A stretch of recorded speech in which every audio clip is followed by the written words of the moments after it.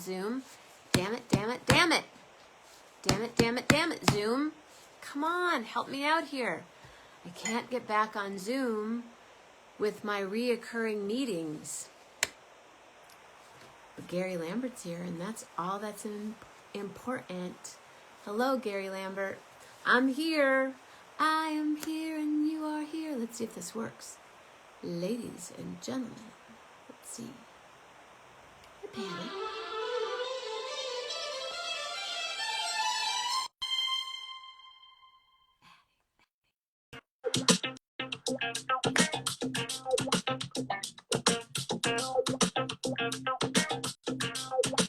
Come on, you can do it. You can do it. You can do it. You can do it.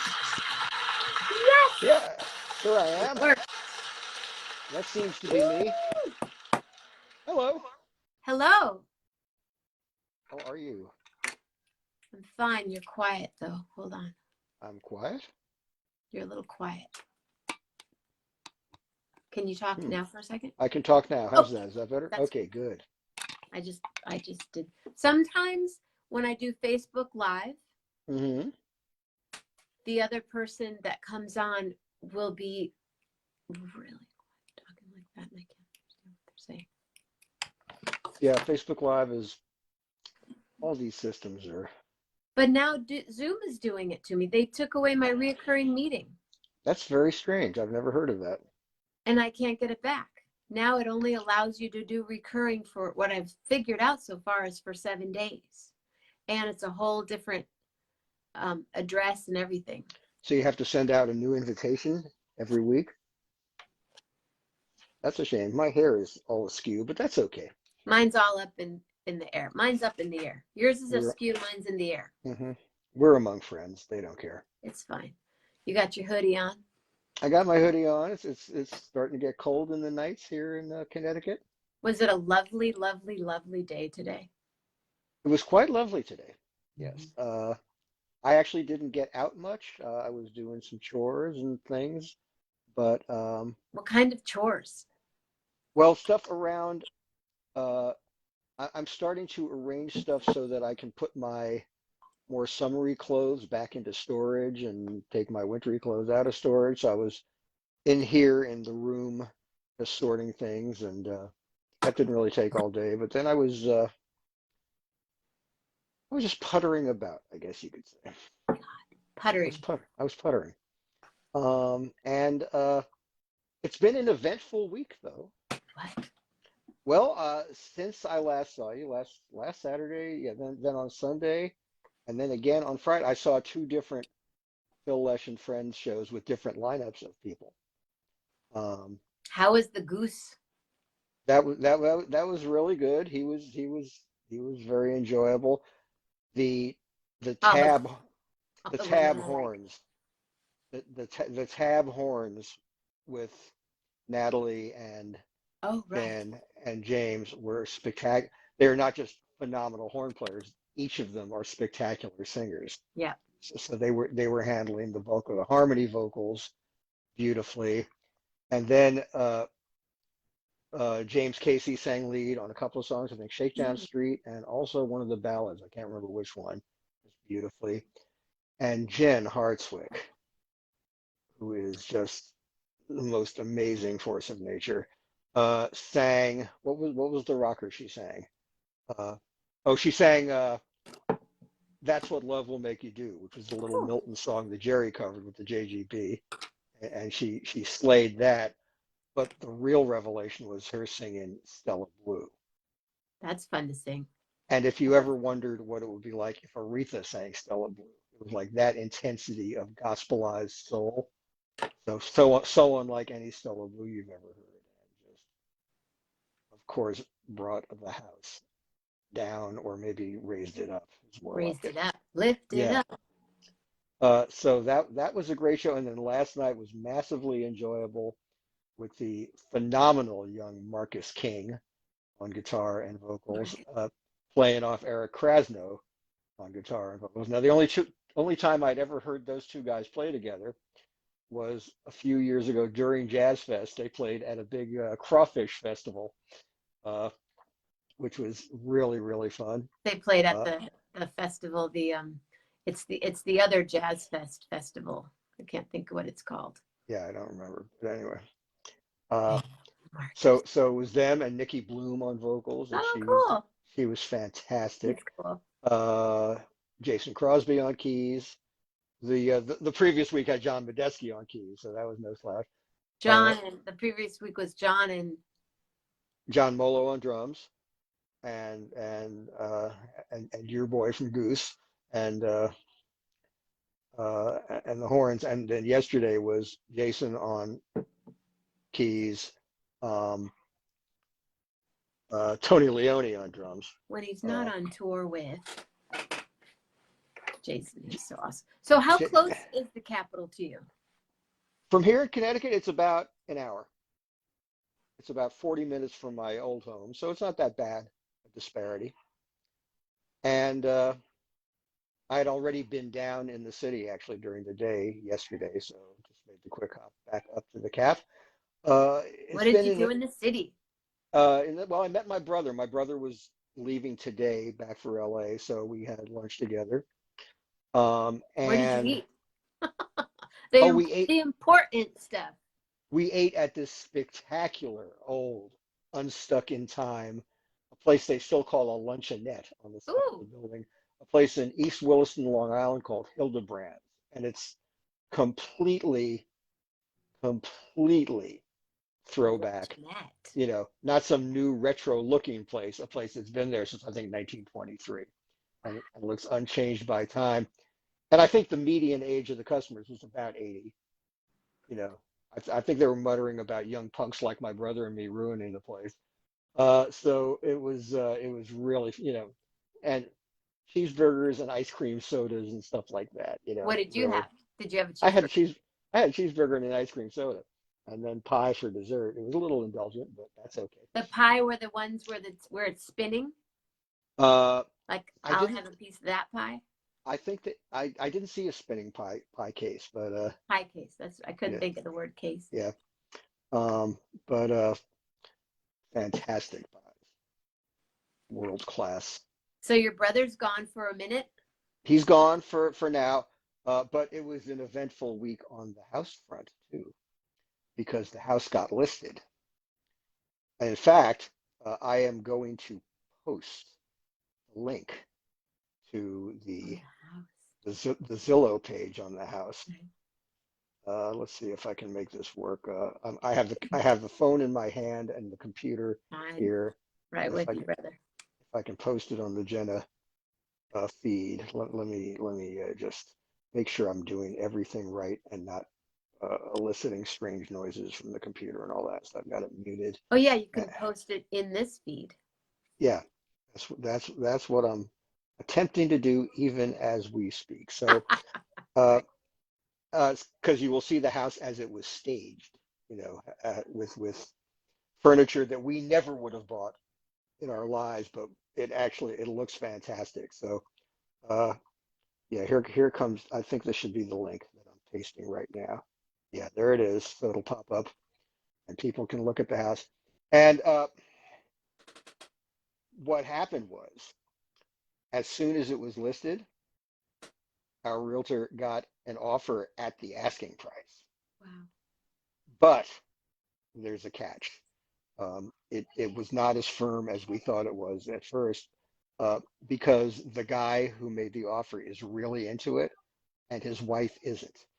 So there have to be some discussions. He said the guy says it ain't over yet, and he still is confident that he can convince her. But if he can't, obviously the prudent financial decision is to take the house and dump the wife. But anyway, I kid. So we'll see if that happens. But Or the wife already is gone. the fact that the fact that there was an offer so instantaneously. What about the neighbors? Oh, the neighbors, they made, kind of a cursory offer. The neighbor, the nicer neighbor on one side, like one kind of tried to lowball us. The neighbors that we find unpleasant, um, made an offer that was a couple of 100,000 short of the asking price, and he doesn't think that they will go up if a better offer weren't planning to bid. But there's going to be an open house tomorrow. Are you going to go? No, they advised that the I know, homeowner don't but go. I'd Yeah, but probably still go. I'd yeah, be like I glass might in the go. I hat. might go. In the guise of a prospective buyer and say, "This house is This is fantastic. This is amazing. the greatest house I've I ever love this seen." place. You know what you could do here? If you Yeah, had a couch, a really cool couch. that's right. Right. So that's the in the staging photos. That's not my beautiful couch. Yeah, so that will be that won't be a good selling point, but that's okay. Anyway, so the house it is on. The sale is It's on. gonna happen. Yeah, I think it'll happen pretty fast. We'll see, but I'm hopeful. I'm And then optimistic. have you found a place as of this moment? No, I am here. I can stay here till December 1st. Hmm. Um, and then my friends have a family member who's going to be staying here for a while. Wow, Uh, Gary, that looks really, really, really different. what? Oh, The the I, house. Oh, no, it's oh my it's ins goodness. it's insanely different. I mean, it blew my mind. I mean, first, I told you about the hardwood floors being exposed, and that blew my mind. What is this But cool room with I love that bathroom. Oh my God. What is that's the that room that that bathroom's untouched. The bathroom is as we moved into the house. I mean, that's just what we did with it. and the room with the built-in shelves? You did a show from that room. Yeah, that was my brother's room as a kid. And then the room with the the wooden window Uh, Hold on, let me look along with you. number Um, number 13. Looks like there's shelves around the window. oh, you mean the little alcove there? Yeah. Yeah, that's another built-in. That was my folks' room. That was the parental bedroom. Wow. Um, We're yeah, looking at Gary's parents, their house on Zwillow right now. right, Zwillow, we like to call it. right. So It's on. My it goodness. it is on. I mean, the staging is just kind of mind-blowing. Yeah, I've helped in some staging in the past. It's pretty intense how you can Hmm. completely, wow. And Yeah, then and most of that stuff is in there, but some of the elements um, are digital, are virtual, um, including the dishwasher because they haven't put in the new dishwasher yet. so the living room where the green couch Yeah, is that where the couch was? that is where the immortal couch. And then this fireplace with the wooden background? Yeah, that's the same thing. That fireplace. That's When we cool. first moved into the house, that was a more conventional fireplace with a sort of carved mantle thing. And my mom remodeled in the early 60s and made it a more modern-esque kind of thing. Yes, we need to honor. I am also Ruth Robin Sylvester. Oh, yes, yes. Yeah, word just got out. I found out earlier today, and there was a bit of a wait for, family and closest friends to be informed. And now I guess it has officially leaked. Robin Sylvester, for those who don't know, wonderful human being, fantastic musician, bass player. Um, he used to work as like an assistant engineer at Abbey Road, and he was inspired to become a bass player by this McCartney guy hanging out and playing bass there. And he came to the Bay Area in the 1970s and became a really integral part of the scene. Played with Bobby Weir for many years, and uh, he was really sick for a really long time. He worked hard. He worked very hard to be here. He and Nino Yeah. were good buddies. And Oh, then he worked on the project a couple of times with mhm. us. Yeah, just a beautiful guy. Really loved him, and glad he's released from some really horrible suffering. I mean, it was the decline was really, really hard. Yeah. So sail on, my friend. So you'll probably be talking about him tomorrow on your show. Do you have Yes, any? we will. We were waiting for when I talked to David. David was with him just a few days ago, and and we were waiting to be given permission to talk about it, so we will, I of wasn't going course. to talk. I heard about it earlier today, but I wasn't going to say anything on the show. And then now that Ruth Allison posted on here Uh-huh. right now. Yeah, So right. Oh, and a lovely little touch at the Phil show last night was the last song of the set. They played Deal, and oh, suddenly in the middle of Deal, they doubled the tempo and changed the feel and went into a Whole Lot of Shakin' by Jerry Lee Lewis. And that's how I found out. I hadn't heard the news earlier in the day oh, about really? Jerry Lee, so that was really lovely. And well, speaking of past, I don't know if you were part of this scene. Were you familiar with the great Japanese restaurant in San Francisco, Nico, Oh, yeah. on Van Ness Oh, and girl. Pine? And then it was succeeded by Moshi Moshi on Moshi Thursday. Moshi. Well, Mitsakashi passed away. Uh, Oh, the Moshi patriot. Moshi is where the girls pastiche all worked. Right. Well, no, that was Nico actually. That's right. Yeah, Pastiche. Yeah, Pastiche was broken up by the time Moshi Moshi opened, I think. But Sandy Mm. worked at Nico, and yeah, all of them did. No, they Maybe worked they at Moshi Moshi.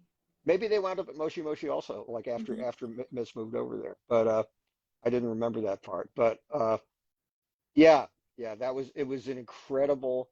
Nico was a huge Japanese restaurant. It had first been Nico Sukiyaki when there was like a Sukiyaki. sukiyaki craze, and Mitz was really one of the first guys to really bring quality sushi to San Francisco, and at least outside of Japantown, and it became a major hang Big for hang. musicians, um, San Francisco political people, athletes, the Niners and the A's and Giants all hung out there. Dave Stewart was a great friend of Mitt's, and My Mitt's friend was Don, who comes on this show, is also good friends with him. yeah, Mitch was a very dear friend of mine, and Oh, wh- sorry, Gary. I didn't know one of that. oh yeah, no, we knew each other for I guess it would have been around 40 years in the next year or so. So I think I met him in '84, something like that, and I was quite a regular at both places, and he was an incredibly soulful cat, incredibly knowledgeable, politically astute, hilarious. He was one of the funniest people I ever met, and we had incredible hangs with the most unlikely combinations of people. You know, it was just it was this crossroads of the one of the great nights of my life, and close to the hardest I've ever laughed was having sushi with Lee Dorsey and Mitz. And Mitz would close the doors at closing time, and we'd stay for like hours afterwards, you know, knocking back the sake and the incredible overlap of those two cultures, you know, hip Japanese American and New Orleans Lee R&B Dorsey. madman, you know, was just so much fun, and they just dug each other so much. And it was just absolutely brilliant. So that I think about that all the time. So Why? Mitz, lived a long, long life. A lot of hard, he was in internment in World War II, uh, like so many Japanese Americans in California. Mhm. And he came through it all, and he was 80, I think 88, 89, Well, something like that. So it was a long and spectacularly well-lived life. So very grateful to have known him. that's wonderful. Last night I had another birthday party, and my mom is usually an elder at my parties Hmm. at 91. Right, My friend Gloria Weberg was at my party last night. She's 100. right on. And nobody can party like 100-year-old. No, she and Grace were sitting there talking about it was a great story. Do you remember Kanzaki Lounge I never went there, but I remember of it. above the Denny's in Japantown? Yeah, yeah, yeah. That was a cool club. You just made me think about that's the girls used to sing there too, but there was a whole Gary Brown and Will Kennedy, Frank Oh yeah, Martin.